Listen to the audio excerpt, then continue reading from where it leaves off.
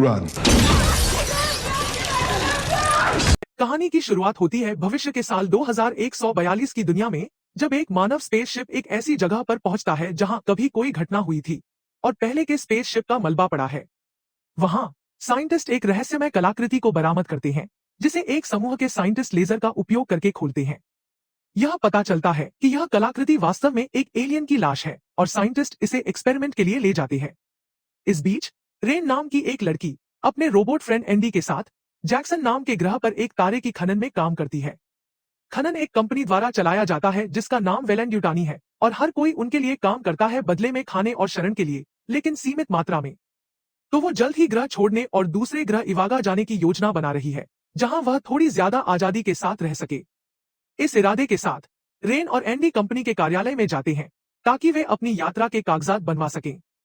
वह वहां के क्लर्क से कहती है कि वह खेती में काम करती है और उसने अपने अनुबंध के अनुसार काम के घंटे पूरे कर लिए हैं। वह आगे यह भी बताती है कि उसके माता पिता की खनन के काम के कारण एक बीमारी से मौत हो गई। वहां की क्लर्क कहती है कि नियम चेंज हो गए हैं, अब उसे और 5 साल यहाँ काम करना होगा। तभी वो देखती है कि उसके दोस्त को कुछ बच्चे मिलके मार रहे होते हैं। बिल्कुल तभी उसका दोस्त टाइलर उसे कॉल करता है, कहता है कि उसे कुछ जरूरी बात करनी है और उससे एंडी को लाने के लिए कहता है। कुछ ही टाइम बाद वह टाइलर से उसके स्पेसशिप पर मिलती है। टाइलर कार्गो में काम करता है और उसके स्पेसशिप की क्रू मेंबर में उसकी बहन की और उसका चचेरा भाई ब्योन शामिल है। एक लड़की जिसका नाम नवेरो है, वह जहाज की मुख्य पायलट है। रेन टाइलर को उसके माता पिता की हाल की मृत्यु पर संवेदनाएं व्यक्त करती है। फिर टाइलर उसे बताता है कि उसने उसे क्यों बुलाया है। पूरा क्रू टाइलर की स्पेसशिप कॉर्बालोन में चढ़ता है, जो जल्द ही जैक्सन की कक्षा में लॉन्च होती है। चूंकि रैन पहले कभी अंतरिक्ष में नहीं गई है और उसके ग्रह पर कोई धूप नहीं है, वह पहली बार सूरज को देख रही है। वह बताती है कि उसने हमेशा इवागा की धूप में बैठने का सपना देखा है। वे लोग यह पता लगाते हैं कि स्पेस स्टेशन एक ग्रह के बेल्ट की ओर बढ़ रहा है और 36 घंटे के भीतर टकरा जाएगा, लेकिन टाइलर उन्हें आश्वासन देता है कि उनका काम सिर्फ 30 मिनट में पूरा हो जाएगा। जल्द ही कॉर्बालन स्पेस स्टेशन से जुड़ता है और टाइलर और ब्योन एंडी के साथ अंदर जाने की तैयारी करते हैं। इसके बाद एंडी अपनी उंगली का उपयोग करके एंट्रेंस को खोलता है और टाइलर और ब्योन के साथ अंदर जाता है। जब वे एक छोटे से जगह से गुजरते हैं तो वे हवा में तैरते हुए एक मरा हुआ चूहा देखते हैं। अचानक चूहा जमीन पर गिर जाता है, जिससे वे कंफ्यूज्ड हो जाते हैं। नवारो बताती है कि स्पेस स्टेशन के ग्रेविटी जनरेटर ऐसा करते हैं क्योंकि वे समय समय पर ऑफ ऑन करते हैं, भले ही वे ऑफलाइन हों, ताकि स्पेस स्टेशन फट न जाए। बाद में वे टेम्परेचर स्कैनर का उपयोग करके क्रायोपोड्स का पता लगाने में सफल होते हैं। छोड़ने से पहले वह क्रायोपोड्स को स्पेस में निकाल देता है ताकि नवारो उन्हें प्राप्त कर सके। अगले सीन में जैसे ही वे स्पेस स्टेशन में जाते हैं, एक कंप्यूटर उन्हें सूचित करता है कि यह वेलेंड्यूटानी अनुसंधान और विकास स्टेशन है, जो मानवता को बाहरी अंतरिक्ष की तरफ आगे बढ़ाने के लिए समर्पित है। स्टेशन को 2 भागों रोमुलस और रेमस में बांटा गया है। यह सुनकर ब्योन नर्वस हो जाते हैं, इसलिए एंडी माहौल को हल्का करने के लिए एक मजाक करते हैं।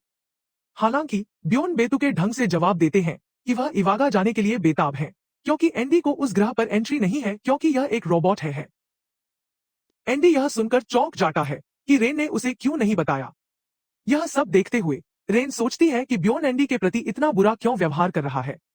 रवाजो बताती है कि कुछ साल पहले खदानों में एक गैस लीक ने कुछ खनिकों को बचाने के लिए एक रोबोट ने बाकी खनिकों को लॉक करके उन्हें मरने पर मजबूर कर दिया। ब्योन के माता पिता उन लोगों में से थे जो मरे, इसीलिए वह रोबोट से नफरत करता है। जल्द ही टाइलर और बाकी लोग एक कंट्रोल रूम में पहुंचते हैं। इस बीच नवेरो क्रायोपोड्स को उठाती है और चेक करने जाती है, लेकिन कि अचानक उल्टियां करने लगती है। रेन को पहले लगता है कि वह बीमार है, लेकिन वो बताती है कि वह गर्भवती है और रेन से कहती है कि वह यह बात टाइलर को न बताए। दूसरी ओर टाइलर एक पानी से भरे कमरे में पहुंचता है, जहां उसे क्रायो ईंधन की इतनी मात्रा मिलती है कि वे लोग इवागा पहुंच सकें। जैसे ही टाइलर और ब्योन क्रायो ईंधन की टंकियां निकालना शुरू करते हैं, एक इमरजेंसी लॉकडाउन स्टार्ट हो जाता है। कमरा बंद हो जाता है और एंडी इसे नहीं खोल पाता क्योंकि उसके पास इसे अनलॉक करने का अधिकार नहीं है। यह देखकर नवेरो और रेन स्टेशन से मदद करने के लिए आने लगते हैं। जब वे नियंत्रण कक्ष में पहुंचते हैं, रेन नष्ट हुए सिंथेटिक से मॉड्यूल निकालने की कोशिश करती है, यह सोचते हुए कि अगर वे इसे एंडी में डाल दे तो शायद इससे उसे दरवाजा खोलने की अनुमति मिल जाएगी। रेन टाइलर को मॉड्यूल देती है। टाइलर उससे एंडी में डाल देता है। टैब एंडी मानो जाम सा जाता है। रेन कहती है कि वो बूट कर रहा है, कोई बात नहीं है, जल्दी से वहां से निकलो। तभी टाइलर और ब्योन पर एलियन स्पीशीज हमला कर देते हैं। इस बीच एंडी डोर खोल लेता है और सब वहां से भागने लगते हैं। तभी एक एलियन स्पीशीज नवरों पर हमला करके उसको अधमरा कर देता है और मुंह से चिपक जाता है। उसके बाद सब नवरों को उठा के एक कमरे में ले जाते हैं। एंडी फिर सुझाव देता है कि वे डैमेज रोबोट से उन जीवों के बारे में पूछ सकते हैं ताकि नवरों से उस जीव को अलग किया जा सके। जब वे रोबोट, जिसका नाम रुक है, को चालू करते हैं तो वह बताता है कि यह एलियन पैरासिटोड है जो नवरों की डीएनए के साथ मिल रहा है। इससे उसके शरीर के अंदर एक जीव पैदा होगा जिसे जेनोमॉर्फ कहा जाता है। वह जोड़ता है कि जेनोमॉर्फ के साथ पहली मुठभेड़ कई साल पहले हुई थी जब एक जहाज के पूरे क्रू ने मौत को गले लगाया सिवाय एक बचे हुए व्यक्ति के जिसने जेनोमॉर्फ को स्पेस में फेंकने में कामयाबी पाई। 170 दिन पहले हमारी खोज खत्म हो गई और जेनोमॉर्फ का शरीर बोर्ड पर लाया गया जिसने इस स्टेशन पर हंगामा मचा दिया। टाइलर क्रायोफ्यूल गन का उपयोग करके जीव की पूंछ को फ्रीज कर देता है और सफलतापूर्वक पैरासिटोड को भगा देता है जिसके बाद नवरों होश में आ जाती है। हालांकि रुक उन्हें चेतावनी देता है कि संभावना 60% है कि पैरासिटोड ने पहले ही नवारों के अंदर अपना काम पूरा कर लिया है। वह एंडी को सलाह देता है कि नवारे को उनके साथ वापस जाने से रोके क्योंकि इंसान भावनात्मक होता है और वास्तविकता को स्वीकार करने में देर कर देता है जब बहुत देर हो जाती है। इसलिए एंडी नवारे को जाने से रोकने की कोशिश करता है लेकिन ब्योन एक इक्लेक्टिक गन से उसे निष्क्रिय कर देता है और नवारे के साथ कॉर्बेलोन की ओर भाग जाता है। इस बीच रेन एंडी की मरम्मत करती है जो फिर ब्योन के पीछे दौड़ता है और कॉर्बेलोन में प्रवेश करने की कोशिश करता है। हालांकि ब्योन उसे बाहर बंद कर देता है और नवारे जहाज को अनडॉक कर देती है कि जो इस पूरे समय कॉर्बेलोन पर आराम कर रही थी नवारे से यह पूछने की कोशिश करती है कि क्या हो रहा है जब नवारे की स्थिति बिगड़ने लगती है जब कॉर्बेलोन स्पेस स्टेशन से टकरा जाता है। दूसरी तरफ टाइलर और रेन को पता चलता है कि स्टेशन अब 47 मिनट में क्षुद्रग्रह बेल्ट से टकराने वाला है क्योंकि कॉर्बेलोन के क्रैश होने से स्पेस स्टेशन की गति बेल्ट की ओर तेज हो गई है। इसके बाद वे कॉर्बेलोन की ओर जाने का फैसला करते हैं लेकिन वह अंतरिक्ष स्टेशन के दूसरी तरफ रोमुलस क्षेत्र में है। वहां पहुंचने के लिए उन्हें परजीवियों से भरे एक कमरे को पार करना होगा। हालांकि वे देखते हैं कि एंडी गायब है क्योंकि एंडी रुक से मिलने गया है जो यूज वायरलेसली यूज पुकार रहा है। रुक एंडी से कहता है कि वह एक साइंस ऑफिसर है और एक मिशन के लिए एंडी की मदद चाहता है लेकिन एंडी इंसिस्ट करता है कि उसके निर्देश अलग हैं। रुक समझाता है कि एंडी के अपडेट के बाद उसके पूर्व निर्देशों को ओवरराइड कर दिया गया है और अब कुछ देर बाद एंडी वापस आता है और अपने साथियों को बताता है कि परजीवी अंधे हैं लेकिन वे ध्वनि और मुख्य रूप से गर्मी को पकड़ने की क्षमता रखते हैं। फिर वे कमरे का तापमान बढ़ाने की योजना बनाते हैं ताकि यह उनके शरीर के तापमान के बराबर हो जाए और चुपचाप कमरे को पार करने की कोशिश करते हैं। जैसे ही तापमान समान हो जाता है वे कमरे में प्रवेश करते हैं और उसे पार करने लगते हैं। इस बीच कोरबेलोन पर की जाग जाती है और कॉकपिट से बाहर आती है ब्योन को तलाशते हुए। वह उन जेनोमॉर्फ का सामना करती है जिसने अपना पुराना एक्सोस्केलेटन उतार दिया है और एक कोकून बनाया है।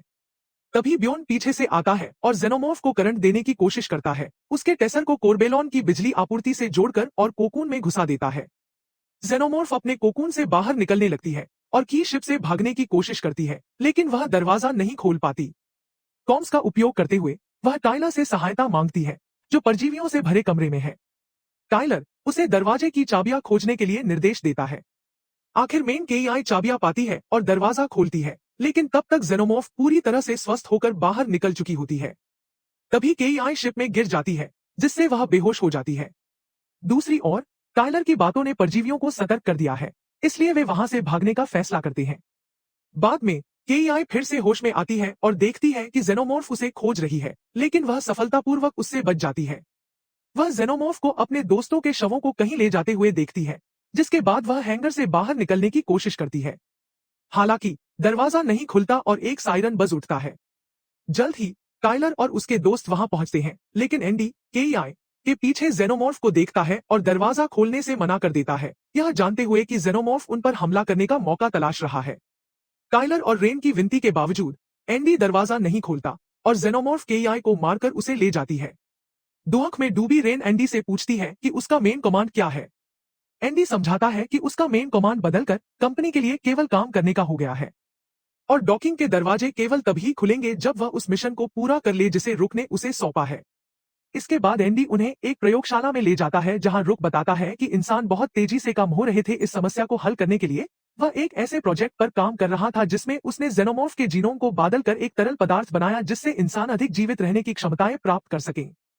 इनिशियल टेस्ट्स चूहों पर सफल रहे, इसीलिए वह इस कंपाउंड Z01 को कंपनी को डिलीवर करना चाहता है। इस बीच प्रयोगशाला के कंप्यूटर पर यह दर्शाया गया है कि रुक के परीक्षण में चूहे बाद में जेनोमॉर्फ में बदल गए। इस बात को बिना देखे समूह कोरबेलॉन की ओर जाने का फैसला करता है, लेकिन रास्ते में जेनोमॉर्फ का विशाल घोंसला मिल जाता है। इसे टालने के लिए वे दूसरे रास्ते से जाने का सोचते करते हैं। हालांकि टायलर अचानक कोकून से केईआई की आवाज सुनता है और उसे बचाने के लिए दौड़ता है। केईआई तक पहुंचते ही टायलर उसे जेनोमॉर्फ के घोंसले से खींच लेता है और देखता है कि वह बहुत खून बहा रहा है। वह एंडी से मदद मांगता है तो एंडी उसे केईआई में इंजेक्ट करने के लिए कंपाउंड Z01 देता है। हालांकि रेन उस कंपाउंड Z01 पर भरोसा नहीं करती और टायलर को सलाह देती है कि वे केईआई को कोरबेलॉन लेकर जाएं और उसे एक क्रायोपॉड में रखा जाए। रेन रास्ते में लिफ्ट को रोकती है और केईआई को निर्देश देती है कि वह कंपाउंड Z01 ले और अकेले कोरबेलॉन की ओर जाए, जबकि वह वापस एंडी को बचाने का निर्णय लेती है। लेकिन जब रेन चली जाती है कि अपनी जान बचाने के लिए केईआई खुद को कंपाउंड Z01 इंजेक्ट कर देती है। दूसरी ओर रेन वापस जाती है और एंडी को रीसेट करने के लिए नया मॉड्यूल निकाल देती है। इस दौरान जेनोमॉर्फ का समूह उसके पीछे आता है, जिससे उसकी लिफ्ट की तरफ जाने की राह बंद हो जाती है। इस बीच जहाज का कंप्यूटर घोषणा करता है कि एस्टेरॉयड बेल्ट के साथ टकराने में केवल 10 मिनट बचे हैं। रेन फिर अलग रास्ते खोजने की कोशिश करती है, लेकिन रुक सभी दरवाजे बंद कर देता है क्योंकि वह कोई और जोखिम नहीं लेना चाहता। और आखिर में रेन अपने अंतिम क्षणों में एंडी के मजाक सुनने का निर्णय लेती है। जब एंडी एक जीरो ग्रेविटी पा जोक सुनाता है तो रेन को एक विचार मिल जाता है। वह ग्रेविटी को कम कर देती है, यह समझते हुए कि जेनोमॉर्फ के एसिडिक खून बिना ग्रेविटी के नीचे नहीं गिरेगा। फिर वह जेनोमॉर्फ को शूट करना शुरू कर देती है, एक एक करके उन्हें मारते हुए। Please subscribe our channel movie recap Baba इस तरह के लेटेस्ट रिकैप पेन के लिए। वह तैरते हुए एसिड को एंडी के साथ पार करती है। जब वे लिफ्ट तक पहुंचते हैं तो एंडी उसे कॉल करने की कोशिश करता है, लेकिन ग्रेविटी के बिना लिफ्ट काम नहीं करती। इसके बजाय लिफ्ट की ऊपर के केबल खुलने लगती हैं। वे ऊपर तैरने का फैसला करते हैं और जैसे ही रेन कूदती है एक जेनोमॉर्फ उसे पकड़ लेती है, लेकिन वो बच जाती है। हालांकि वह कंट्रोल खो देती है और अनियंत्रित रूप से ऊपर तैरने लगती है। उसका गन उसके हाथ से फिसल जाता है और जब ग्रेविटी जनरेटर ऑफ था वह लगभग एंडी तक पहुंचती है, लेकिन अचानक ग्रेविटी वापस लौटती है और वह नीचे गिरने लगती है।